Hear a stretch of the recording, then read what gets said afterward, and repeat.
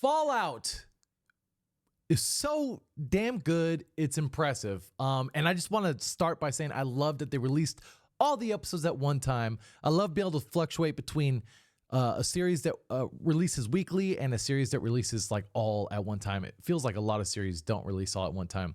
I think that was like a major selling point for me because I was not going to watch the show. The trailers just weren't really doing it for me. And I just wasn't really interested. I might have to blame my brief shitty history with Fallout for that, but I'll explain more on that later. Overall, my thoughts though, the pacing was phenomenal. Comedy was decent. The acting was much better than I anticipated. And the payoff was kind of cool. For some reason, the twist doesn't reminisce with me as hard as other parts of the show does. Now, I want to talk about full spoilers in this review. I just kind of want to just spill. So let's dive into it, but you've been warned. I got to start by saying that intro, I'm always an advocate for saying that within the first 5 minutes, a show has to hook you. Well, that intro for Fallout was so fucking amazing. Watching the nukes go off from the California hills was so epic. Interesting enough, I find myself having the most questions from those beginning scenes of the show. For starters, I really want to see how Goggins got to safety with his daughter. I'm super curious about that. Getting into the characters, Lucy, played by Ella Purnell, was incredible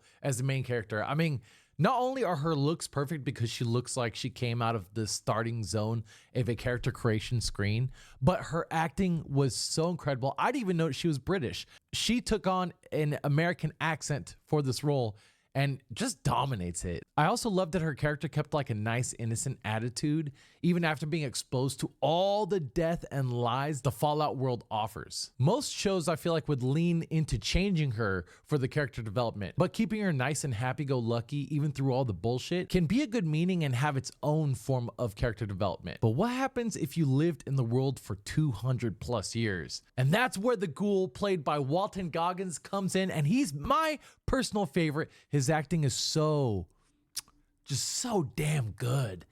I'm drawn in every time he's on the screen. There's such a facade of mystery surrounding him and his past, and it has me dying to learn more. Going into the Brotherhood of Steel, I think it was pretty cool. I think Aaron Moten, who played Maximus, did a good job with his role. I really love how his past ties in directly with Lucy's past, and I'm honestly surprised he kept getting away with shit in the Brotherhood of Steel. But I don't hear enough people talking about the pacing. A lot of shows would have just rode the whole season with keeping that scientist alive.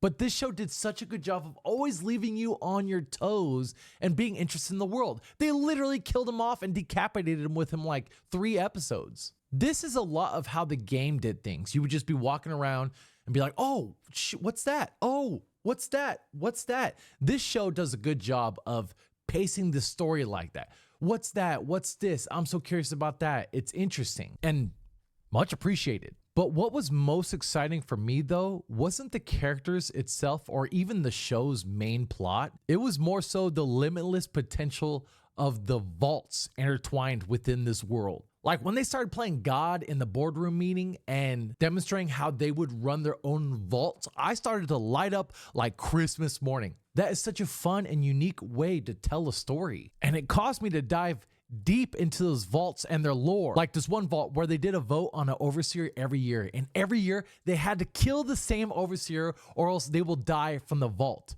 or so they were told. When it finally came down to the last 5 vault dwellers, they decided not to sacrifice, and when they thought they were going to be greeted by death, they were instead greeted by a congratulations message basically saying they did a good job and that you shouldn't kill.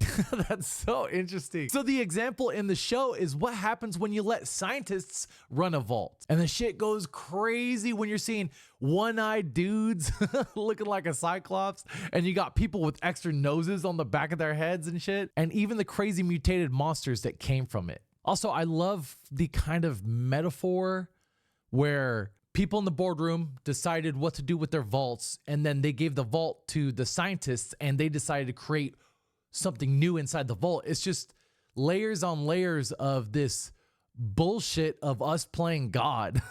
Speaking of playing God, I never thought about how Vault-Tec would need to cause wars in order to sell their product. That shit was so damn interesting. I was completely blindsided by it, but also at the same time, I'm understanding. Duh. And it makes me look at like even big businesses a little bit differently because they need to sell a product and they need the problem to actually happen in order to sell the product. It's very interesting. So good. So good. So you know how I mentioned how I had a brief shitty past with Fallout? Well, the problem was I was so hooked into Fallout 4. I never played Fallout 3 or New Vegas or 1 or 2, but I played Fallout 4 and I was dead set on doing everything I possibly could in the game. This is before I was a streamer. And I had a friend that I worked with and he was playing it too. And he was just as obsessed as I was. So he asked me if I wanted to come over to his place and bring the Xbox with me. So I brought the Xbox with me. We gamed for like 8 hours. It was fun. Honestly, I felt like a child. This is when I was like 25 or something like that. It was so awesome. I pack up my Xbox, I go home, I boot it back up because I'm not done playing. I'm so stoked about all the progress we just made. And the worst thing happened. None of it saved because I needed to be on the cloud for the data to save. So none of it saved. So that was 8 hours down the drain. And you know when something like that happens, you just say, fuck it. I'm done with this. So that was my experience with Fallout. I definitely was sucked into the world, but now I feel myself getting sucked back in. I downloaded Fallout 4 on my Steam Deck. I'm getting all these Magic the Gathering Fallout cards. I'm watching the show.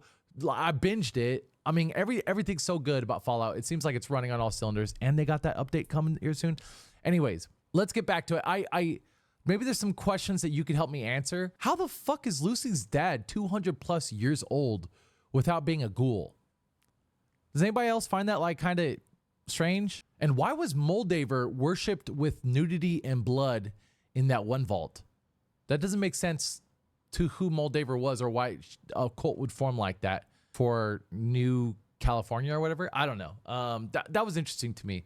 Also, I'm really curious on how Goggins got to safety with his daughter or how he got separated from his family.